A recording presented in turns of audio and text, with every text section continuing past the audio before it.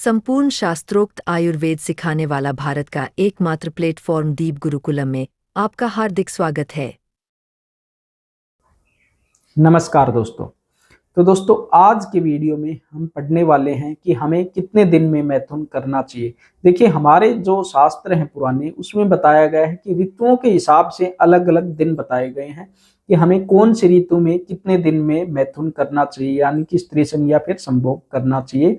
और उसमें ऋतुओं के हिसाब से ये भी बताया गया है कि हमें कौन सी ऋतु में किस समय पर मैथुन करना चाहिए, कौन से समय पर मैथुन करना सबसे उचित होता है और किस ऋतु में कितने दिन में करना चाहिए। तो चलिए स्टार्ट करते हैं हम आज का वीडियो। देखिए, सबसे पहले इसमें बताया गया कि कौन सी ऋतु में कितने दिन में मैथुन करना चाहिए, यानी कि किस ऋतु में कितने दिन में मैथुन करना सबसे उचित होता है। देखिए, इसमें बताया गया कि बसंत और शरद ऋतु में 3 दिन के उपरांत स्त्री संग करना चाहिए, यानी कि जो बसंत और जो शरद ऋतु होती है उसमें 3 दिन में एक बार हमें मैथुन करना चाहिए।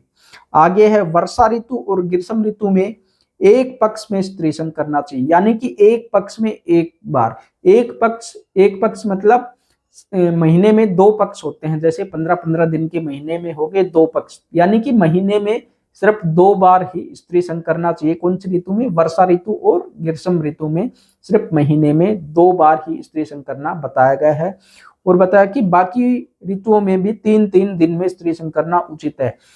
तो बाकी ऋतुओं में 3-3 दिन में कर सकते हैं, यानी कि वर्षा ऋतु और ग्रीष्म ऋतु में महीने में 2 बार और बाकी ऋतुओं में 3 दिन में एक बार स्त्री संग करना उचित माना गया है। बाकी हम ये व्यक्ति के जो बल पर भी निर्भर करता है कि व्यक्ति के हिसाब से, अपने हिसाब से भी देखना चाहिए। बाकी यदि हम वैसे देखें एक सामान्य नॉर्मल बलवान व्यक्ति के लिए तो 3 दिन में एक बार और वर्षा ऋतु और ग्रीष्म ऋतु में महीने में 2 बार उचित माना गया है।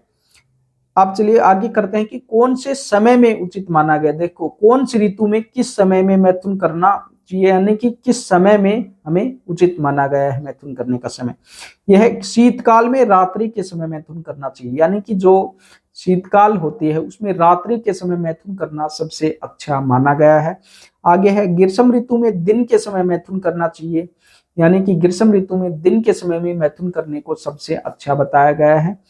बसंत ऋतु में रात्रि तथा दिन दोनों में मैथुन कर सकते हैं, और बसंत ऋतु में रात्रि तथा दिन दोनों में मैथुन करने को अच्छा बताया गया है। और वर्षा ऋतु में जब घन गर्जना हो और बिजली चमकती हो उस समय मैथुन करना उचित है। अब वर्षा ऋतु में जब बारिश हो रही हो, उस समय जब बादल गरजते हैं और जब बिजली चमकती है उस समय पर मैथुन करने को सबसे अच्छा बताया गया है। और शरद ऋतु में अपनी इच्छा अनुसार कभी भी मैथुन कर सकते हैं, यानी कि शरद ऋतु में भी हम दिन या फिर रात में कभी भी मैथुन कर सकते हैं।